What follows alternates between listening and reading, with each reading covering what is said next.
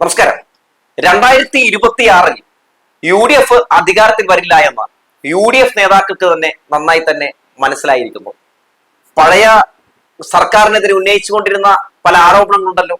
ഏത് അവസാനം വ്യാജ ആരോപണങ്ങളാണെന്ന് തെളിഞ്ഞ പല സംഗതികളും അതൊക്കെ പൊടി തട്ടി വീണ്ടും ഒന്നുകൂടി കലക്കവെള്ളത്തിൽ മീൻ പിടിക്കാൻ വേണ്ടി ഇറങ്ങിയിരിക്കുകയാണ് നമ്മുടെ നേതാക്കൾ. അതിനിടയിൽ ഇന്ന് VD സതീശൻ KFCക്കെതിരെ ഒരു അഴിമതി ആരോപണം ഉന്നയിച്ചിട്ടുണ്ട്. അങ്ങനെ VD സതീശന്റെ ഒരിടത്ത് വ്യാജ ആരോപണം ഉന്നയിച്ചുകൊണ്ട് സർക്കാരിനെ കടന്നാക്രമിച്ചുകൊണ്ടിരിക്കുമ്പോൾ പണ്ട് തേഞ്ഞൊട്ടിയ മാസപ്പടി വിവാദവുമായി ബന്ധപ്പെട്ട് മൂവാറ്റുപുഴ MLA ഉണ്ടല്ലോ, നമ്മുടെ മാത്യു കുഴൽനാടൻ, പുള്ളിയും ഇന്ന് മാധ്യമ പ്രവർത്തകരെ കണ്ടിട്ടുണ്ട്. അതായത് CMRLന്റെ കയ്യിൽ നിന്ന് മുഖ്യമന്ത്രിയുടെ മകളും കോടികൾ കൈപ്പറ്റി മാസപ്പടിയായി.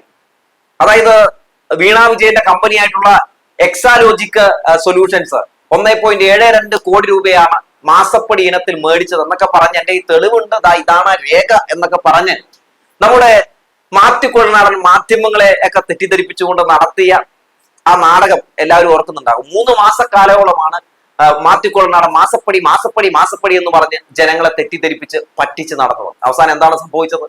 അവസാനം മാസപ്പടി വിവാദം വെറും പച്ചക്കള്ളമായിരുന്നു എന്ന് തെളിയുന്ന സാഹചര്യം ഉണ്ടായി. എന്റെ തെളിവുണ്ട് എന്നൊക്കെ പറഞ്ഞ് എന്തൊക്കെയോ പേപ്പർ എടുത്ത് ഇങ്ങനെ വീശുകയായിരുന്നു. അവസാനം കോടതി ചെന്നപ്പോ കോടതിയും പറഞ്ഞു, കോടതിയെ ഈ പറയുന്ന താങ്കളുടെ രാഷ്ട്രീയ താല്പര്യങ്ങൾക്ക് വേണ്ടി ഉപയോഗിക്കരുതെന്ന്, വ്യക്തമായ തെളിവുകളില്ല എന്നുകൂടി പറയുന്ന സാഹചര്യം ഉണ്ടായി. എന്താണ് അന്ന് ഈ ഹർജി പരിഗണിക്കുന്നതിനിടയിൽ കോടതി പറഞ്ഞത്, എങ്ങനെയാണ് ഈ കേസ് തള്ളിപ്പോയത് എന്ന് ഞാൻ പറയാം. അന്ന് കോടതി പറഞ്ഞ 5 കാരണങ്ങളുണ്ട്, 5 കാര്യങ്ങളുണ്ട്. അത് ഞാനൊന്ന് വായിക്കാം. 1, ഹർജി അഴിമതി നിരോധന നിയമത്തിന്റെ പരിധിയിൽ വരില്ല.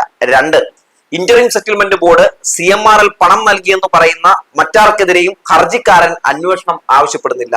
3-ാമത്തെ കാരണം, കൃത്യമായ തെളിവില്ലാതെ സർക്കാരിന്റെ നയപരമായ കാര്യങ്ങളിൽ കോടതിക്ക് ഇടപെടാൻ കഴിയില്ല. 4, CMRL കമ്പനിക്ക് സർക്കാർ മിച്ചഭൂമി ഇളവ് നൽകിയിട്ടില്ല. 5, ആരോപണങ്ങൾ തെളിയിക്കുന്ന രേഖകൾ ഹാജരാക്കുന്നതിൽ ഹർജിക്കാരൻ പരാജയപ്പെട്ടു. അത് ശ്രദ്ധിക്കുക. തെളിവുകളൊക്കെ കയ്യിലുണ്ട് എന്ന് പറഞ്ഞ വ്യക്തിയാണ് അവസാനം കോടതി പറഞ്ഞ കാര്യമാണ്, ആരോപണങ്ങൾ തെളിയിക്കുന്ന രേഖകൾ ഹാജരാക്കുന്നതിൽ ഹർജിക്കാരൻ പരാജയപ്പെട്ടുവെന്ന്. അവസാനമായി പറഞ്ഞത് EWA ബില്ലുകൾ തെളിവായി സ്വീകരിക്കാൻ കഴിയില്ല എന്നാണ്. ഇങ്ങനെ 6 കാരണങ്ങൾ നിരത്തി തന്നെയാണ് മാത്യു കുഴൽനാടനെ കോടതിയിൽ നിന്ന് ഓടിച്ചത്. അപ്പോ സർക്കാരിനെതിരെ അഴിമതി ആരോപണങ്ങൾ ഉന്നയിച്ചുകൊണ്ട് ജനങ്ങളെ തെറ്റിദ്ധരിപ്പിക്കുക, ഇത് കൊള്ളയടിക്കുന്ന സർക്കാരാണെന്ന് വരുത്തി തീർക്കുക, അതിന്റെ ഭാഗമായാണ് മാത്യു കുഴൽനാടൻ ഇത്തരത്തിലുള്ള ഒരു മാസപ്പടി വിവാദം ഉന്നയിച്ചതെന്ന് ആർക്കാണ് അറിയാത്തത്? തുടക്ക സമയത്തൊക്കെ ഈ മാത്യു കുഴൽനാടൻ ഉന്നയിച്ച മാസപ്പടി വിവാദവുമായി ബന്ധപ്പെട്ട് ഏതെങ്കിലും ഒരു ഘട്ടത്തിൽ VD സതീശനും സംഘവും രംഗത്തേക്ക് ഇറങ്ങി നിങ്ങൾ കണ്ടു കാണില്ലെന്ന്. ആരും സപ്പോർട്ട് ചെയ്തേ ഇരുന്നില്ല. ഒരാൾ പോലും ഈ വിഷയത്തിൽ മാത്യു കുഴൽനാടനൊപ്പം നിൽക്കുന്ന സാഹചര്യം ഉണ്ടായില്ല. ആദ്യം മാത്യു കുഴൽനാടൻ പറഞ്ഞു, ഈ കേസ് വിജിലൻസ് അന്വേഷിക്കണമെന്ന് പറഞ്ഞു. അവസാനം വിജിലൻസ് അന്വേഷിക്കാമെന്ന് പറഞ്ഞപ്പോൾ വേണ്ട, വിജിലൻസ് കോടതി അന്വേഷിച്ചാൽ മതി എന്ന് പറഞ്ഞു. അങ്ങനെ അവസാനം കോടതിക്ക് മനസ്സിലായി മാത്യു കുഴൽനാടന്റെ ഉദ്ദേശം വേറെയാണെന്ന്. അങ്ങനെ രേഖകളൊന്നും ഇല്ലാതെ ഇങ്ങനെ ആരോപണങ്ങൾ നടത്തി അവസാനം SFI അന്വേഷണം നടത്തട്ടെ, കേന്ദ്ര അന്വേഷണ ഏജൻസികൾ നടത്തട്ടെ, വിജിലൻസ് അന്വേഷിച്ചാൽ ശരിയാവില്ലെന്ന് പറഞ്ഞു.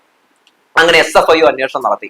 ഇപ്പൊ പറയണം SFIയുടെ അന്വേഷണം ശരിയല്ല എന്നാണ് പറയുന്നത്. പിന്നെ ഏത് അന്വേഷണമാണ് മാത്യു കുഴൽനാടൻ നടത്തേണ്ടത്? ആദ്യ പാർട്ട് എന്ന് പറയുന്നത് 2 കമ്പനികൾ തമ്മിലുള്ള ഇടപാടാണ്. ഈ സേവനം അല്ലെങ്കിൽ ഈ ഇടപാട് നടന്നതിനുള്ള നികുതിയും നൽകിയിട്ടുണ്ട്. ആ നികുതി നൽകിയത് കൊണ്ട് ഇത് അഴിമതിയല്ല, ഇതൊരു സേവന വേതനത്തിലുള്ള ഇതാണ്.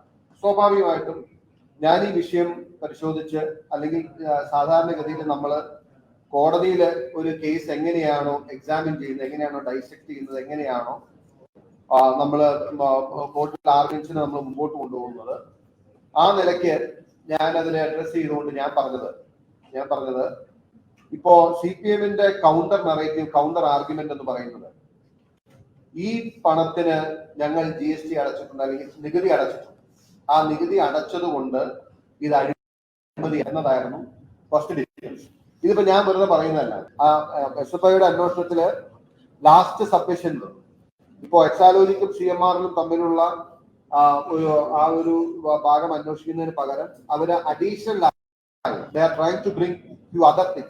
എന്ന് വന്നപ്പോഴാണ് ഞാൻ പറഞ്ഞത്. പക്ഷെ ഞാനിപ്പോ അതിന്റെ അകത്ത് SFIയുടെ അഭിഭാഷകൻ കോടതിയിൽ നടത്തിയ ആ ഒരു സബ്മിഷനെ ബേസ് ചെയ്താണ് ഞാൻ എന്റെ പോയിന്റ് ഇവിടെ അവതരിപ്പിച്ചത്. ബാക്കി rest of the things will have to wait and see.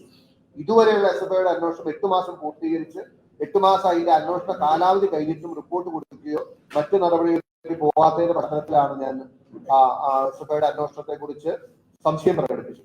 എന്തായാലും വ്യക്തമായ തെളിവുകളില്ലാതെ ഒരാളെയും അറസ്റ്റ് ചെയ്യാനോ ഒരാൾക്കെതിരെ നിയമ നടപടി സ്വീകരിക്കാനോ കഴിയില്ല മിസ്റ്റർ മാത്യു കുഴൽനാടൻ. അത് ആദ്യം മനസ്സിലാക്കുക. താങ്കളൊരു അഭിഭാഷകനല്ലേ?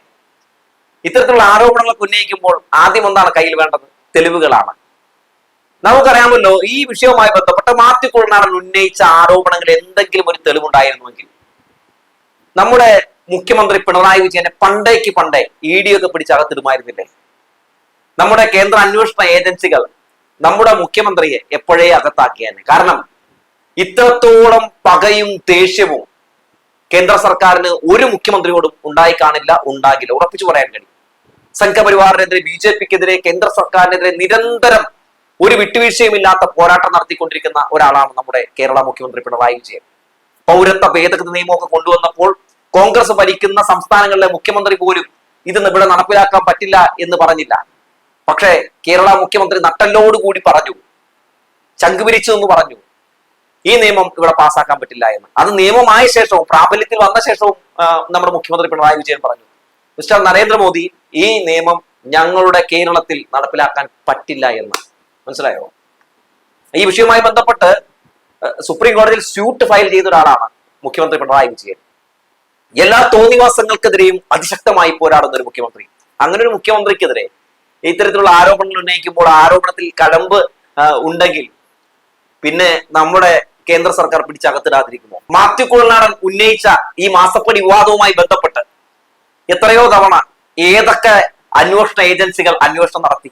എല്ലാ അന്വേഷണത്തിലും മാത്യു കുഴൽനാടൻ പറഞ്ഞത് മുഴുവൻ പെരുമുണയാണെന്ന് നമ്മളെയൊക്കെ മനസ്സിലാക്കി തരുന്ന മാത്യു കുഴൽനാടൻ മുഖ്യമന്ത്രിയുടെ മകൾക്കെതിരെ ഒക്കെ ഉന്നയിച്ച ആരോപണവുമായി ബന്ധപ്പെട്ട്, ഈ പരാതിയുമായി ബന്ധപ്പെട്ട് എത്രയോ അന്വേഷണ ഏജൻസികൾ അന്വേഷണം നടത്തി. ഒരു അന്വേഷണത്തിലും പറയുന്നില്ല മാത്യു കുഴൽനാടൻ പറഞ്ഞത് സത്യമാണെന്ന് എന്നതൊരു പ്രധാനപ്പെട്ട കാര്യമാണ്. മുഖ്യമന്ത്രിയെയും മുഖ്യമന്ത്രിയുടെ കുടുംബത്തെയും ഒക്കെ കടന്നാക്രമിച്ചുകൊണ്ട് സത്യത്തിൽ പ്രതിപക്ഷം നടത്തിക്കൊണ്ടിരിക്കുന്ന ഈ ഒരു വേട്ടയുണ്ടല്ലോ, അത് കേരള രാഷ്ട്രീയത്തിൽ ഒരിക്കലും നമുക്ക് അംഗീകരിച്ചു കൊടുക്കാൻ കഴിയാത്ത ഒന്ന് തന്നെയാണെന്ന് എടുത്തു പറയാൻ കഴിയും. നെറുകെട്ട പൊളിറ്റിക്സ് ആണ് നമ്മുടെ കോൺഗ്രസ് അധികാരത്തിൽ എത്തുന്നതിന് വേണ്ടി കളിച്ചുകൊണ്ടിരിക്കുന്നതെന്ന് നമുക്ക് പറയാൻ കഴിയും. മാത്യു കുഴൽനാടൻ ഈ മാസപ്പടി വിവാദവുമായി ബന്ധപ്പെട്ട് മുഖ്യമന്ത്രിയെയും മുഖ്യമന്ത്രിയുടെ മകളെയും ഒക്കെ കടന്നാക്രമിച്ചുകൊണ്ട് ഓരോ ഘട്ടത്തിലും പല രീതിയിലുള്ള കടന്നാക്രമണങ്ങൾ നടത്തിക്കൊണ്ട് മാധ്യമപ്രവർത്തകരെ കാണുമ്പോഴും ഒരു ഘട്ടത്തിൽ പോലും നമ്മുടെ മാധ്യമപ്രവർത്തകർ തെളിവുണ്ടോ എന്ന് ചോദിച്ചിട്ടില്ല. വൈ?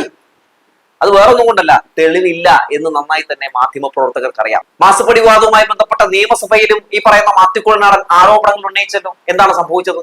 മുഖ്യമന്ത്രി വ്യക്തമായി തന്നെ മറുപടി പറഞ്ഞില്ലേ, ഏത് അന്വേഷണം വേണമെങ്കിലും നടക്കട്ടെ, ഏത് അന്വേഷണം വേണമെങ്കിലും നടത്തിക്കോളൂ, എന്റെ മടിയിൽ കനമില്ല, എന്റെ കൈ ശുദ്ധമാണ് എന്നാണ് മറുപടി കൊടുത്തത്. അത് തന്നെയാണ് നമ്മൾ ഇപ്പോൾ കണ്ടുകൊണ്ടിരിക്കുന്നത്. ആരോപണങ്ങൾ ഉന്നയിച്ച ആളുകൾക്ക് പേരിലാണ്. കോടതി അന്ന് ഇത് ചവിറ്റുകോട്ടയിൽ ഇട്ടപ്പോൾ തന്നെ നമ്മുടെ മാത്യുവിന്റെ ഫ്യൂസ് തീർന്നതാണ്. പിന്നെ മാത്യു കുഴൽനാടൻ നടത്തിയ ഈ ചിന്നക്കനാലിലെ റിസോർട്ടിലെ ചില അനധികൃതമായിട്ടുള്ള ചില സംഗതികളുണ്ടല്ലോ, അതൊക്കെയായിട്ട് ബന്ധപ്പെട്ട ചില നിയമ നടപടികളൊക്കെ മാത്യു കുഴൽനാടനെതിരെ സ്വീകരിക്കുന്ന സാഹചര്യം ഉണ്ടായി. ഞാൻ എന്താ ഇപ്പൊ തിരിച്ചടിക്കുമെന്ന് പറഞ്ഞിട്ട് ഈ നേരം വരെ ആരും തിരിച്ചടിച്ച് കണ്ടിട്ടൊന്നുമില്ല. പിന്നെ പിന്നെ മാത്യു കുഴൽനാടനെ കണ്ടിട്ടില്ല. പിന്നെ ഇന്നാണ് മാത്യുവിനെ എല്ലാവരും മാധ്യമങ്ങളൊക്കെ കാണുന്ന സാഹചര്യം ഉണ്ടായത്. എന്തായാലും മാത്യു വീണ്ടും മാസപ്പടി വിവാദം പൊടി തട്ടി എടുത്തുകൊണ്ട് വന്നിരിക്കുകയാണ്. നമുക്ക് കാത്തിരിക്കാം ഇനി എങ്ങനെയാണ് തേഞ്ഞൊട്ടാൻ പോകുന്നതെന്ന്. എന്നോ പൊട്ടിപ്പൊളിഞ്ഞില്ലാതായി പോയ ഒരു ആരോപണം വീണ്ടും പൊടി തട്ടി എടുത്തുകൊണ്ട് വരുന്നത് വരാൻ പോകുന്ന 2026 ഈ സർക്കാരിനെ എങ്ങനെയെങ്കിലും താഴെ ഇറക്കാൻ വേണ്ടിയുള്ള അവസാനത്തെ കച്ചിത്തുരുമ്പാണെന്ന് ആർക്കാണ് അറിയാത്തത്. എന്തായാലും ഓരോ മൂലയിലിരുന്ന് ഓരോ നേതാക്കളും കരയുന്നുണ്ട്. ഈ കരച്ചിൽ കണ്ടിട്ട് ചിരിയാണ് ഞങ്ങൾക്ക് വരുന്നത് എന്ന് പറഞ്ഞു വെച്ചുകൊണ്ട് നിർത്തുകയാണ്.